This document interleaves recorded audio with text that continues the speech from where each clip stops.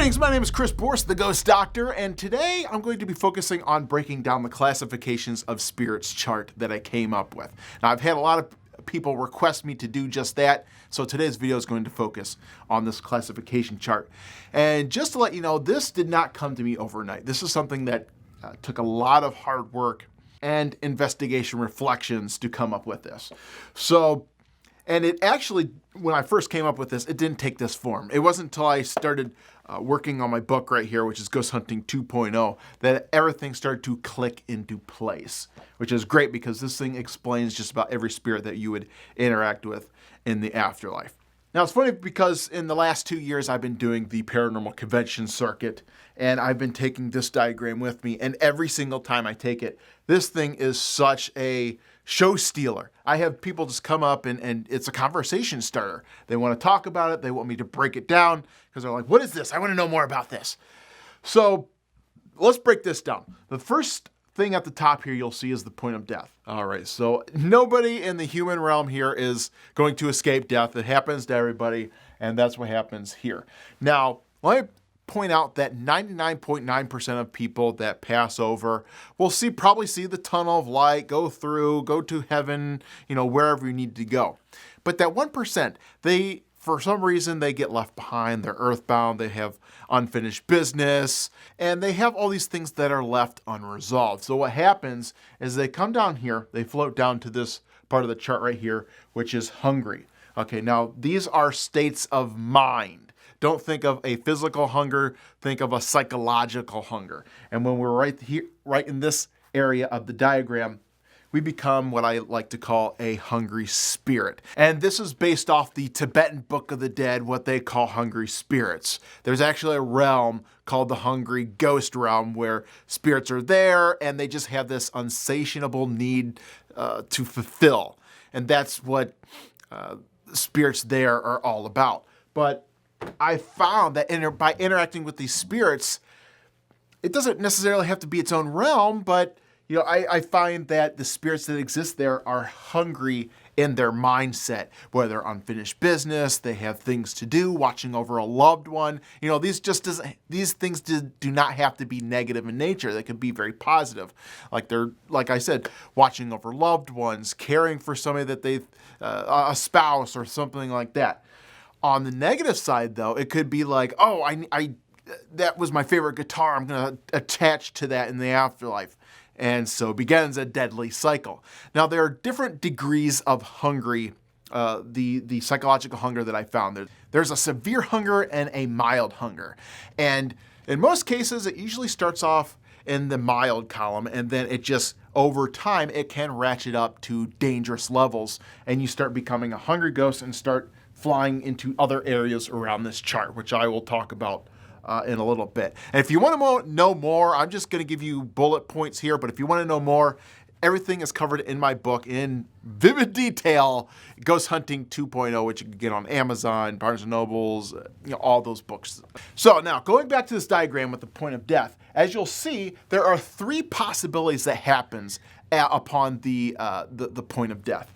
So the first one is, okay, you become a hungry spirit. Over here, like I said before, 99% of you will follow this path here where you ascend or descend to a higher or lower realm and then become what I like to call a non-human spirit, which I'll touch upon last because that's a very heavy subject to get into.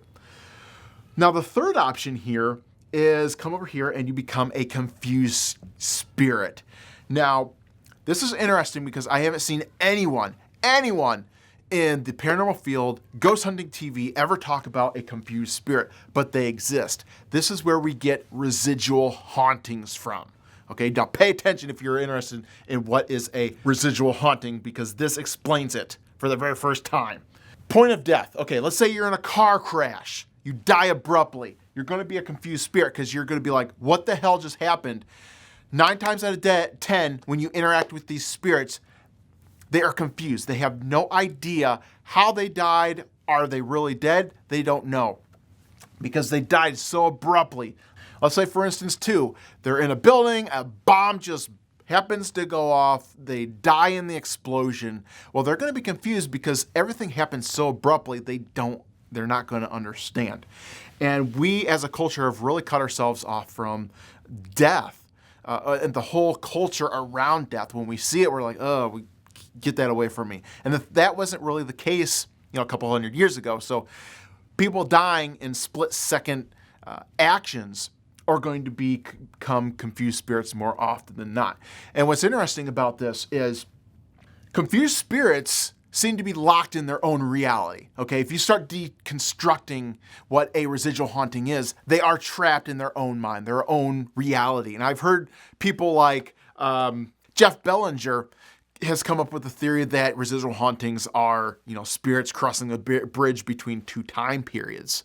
And I have to tell him, I keep talking with him, I'm like, yeah, but it's more than that. It's a spirit that has died in the past that's bringing their time period forward. Because what happens is when a person dies, okay, they've got three things in their body that links them all together. And this is scientifically proven. There's a trinity that exists in your body called psychoneuroimmunology. Okay, that is a study of the mind, the nervous system, and your emotions connecting. If one of those things is out of balance, it throws everything else out of whack. And what happens in this instance is when you die, the nervous system cannot carry over.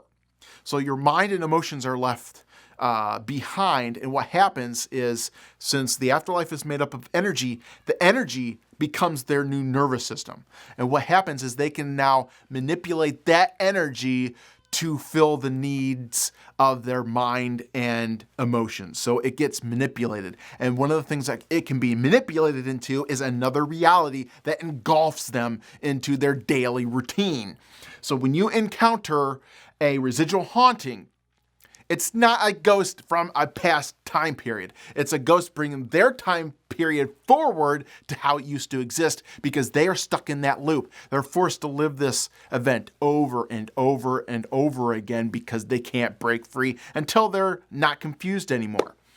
9 times out of 10, you cannot interact with a spirit unless you break into their reality. That is the one thing, the key that is missing to all these investigators on these ghost hunting shows.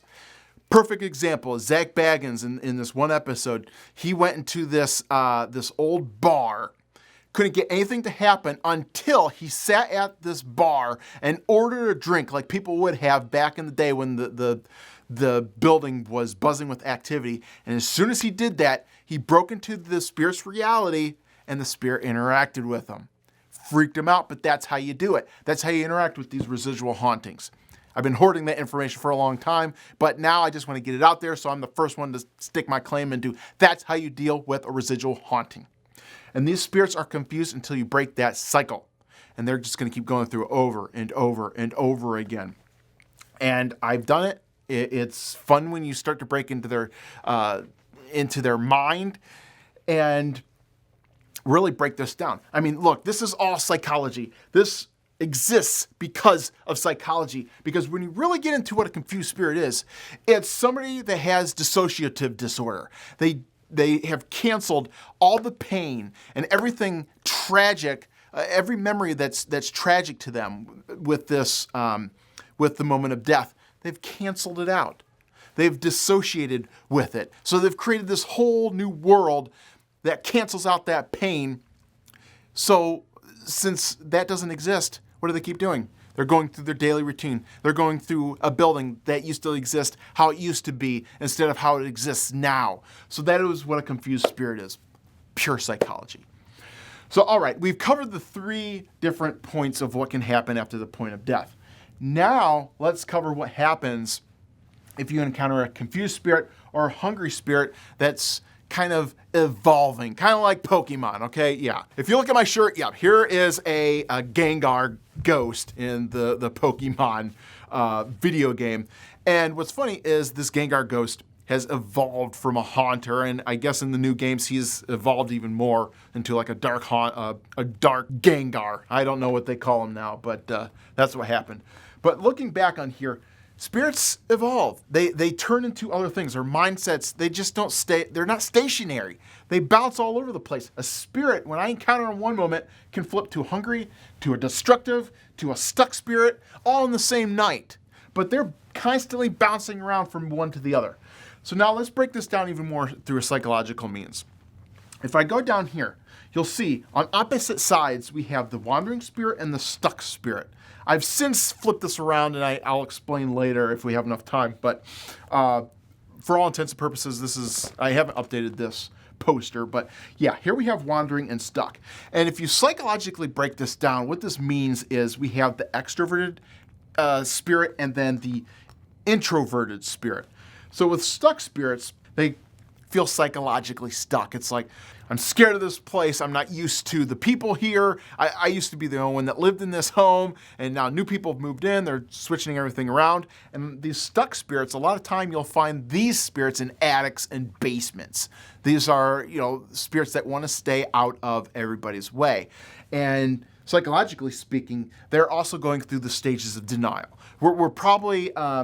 with these spirits right here, we're probably in the third stage where they're past anger. Now they're just, working through their psychological turmoil, so to speak. So if we can interact with these type of spirits and help them move along, great, perfect. Now the other side of the coin, we have the wandering spirit.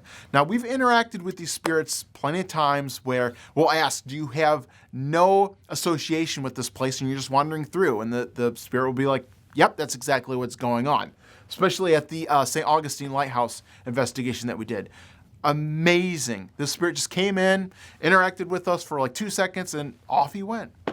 So, yeah, I've interacted with a lot of these. I interacted with one at the Haunted Hydro a few years ago, where these spirits are just attracted in. They're just attracted to the energy that's in an area because these spirits, they're hungry. They're feeding. They're like, ooh, here's some emotion that I need to feed off of. And especially in places like jails and haunted houses, places like that, you'll see activity. Even though no one has ever died there, hey, guess what? Now there is somebody there because you're scaring so many people. There's a lot of fear in this area. And like I've mentioned in past videos, in Judaism, they have this theory that wherever you are in an area, the emotions that you're feeling get soaked up into the walls. So at a place where a lot of fear is going on, like jails and things like that, these spirits are moving in and starting to feed on that stuff. And they'll stay there and become destructive or whatever.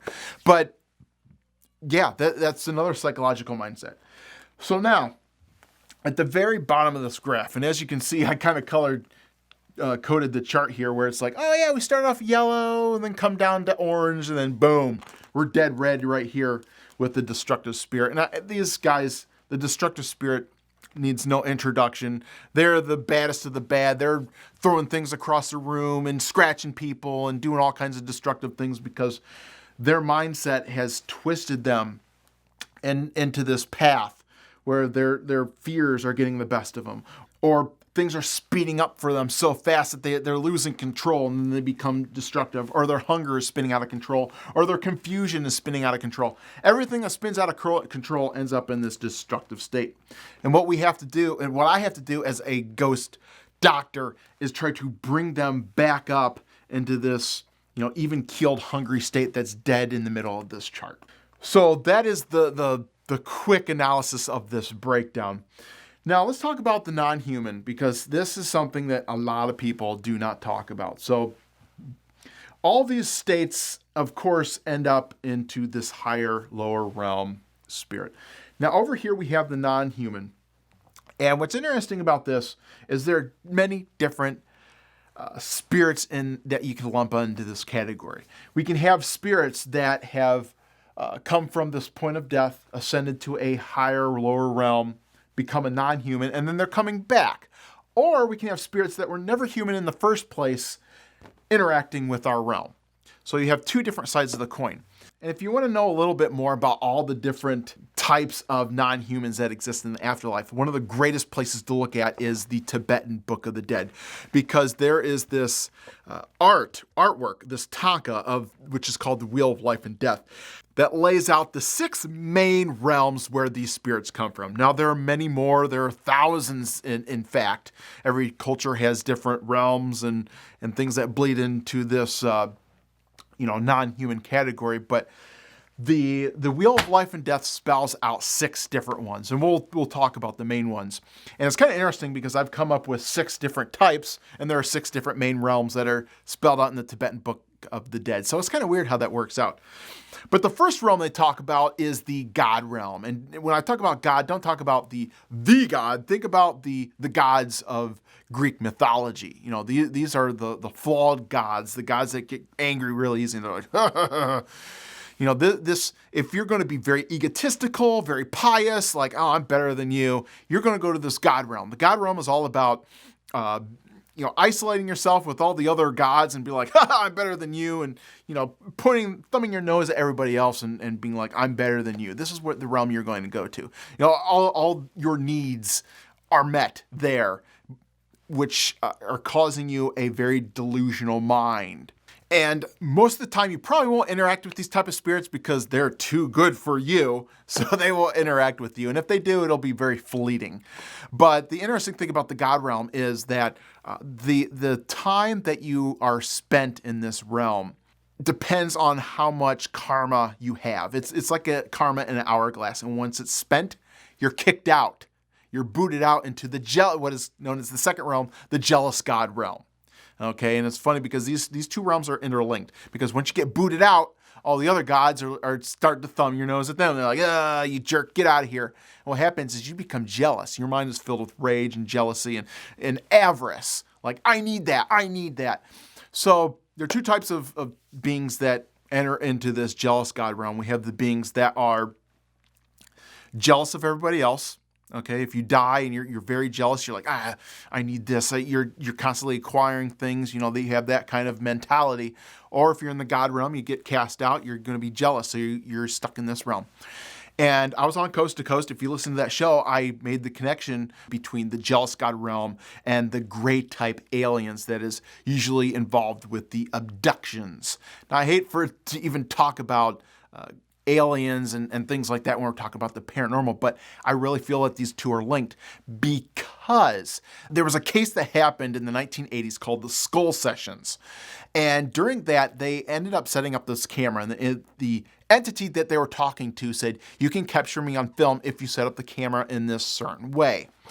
When they did that, they ended up capturing this image.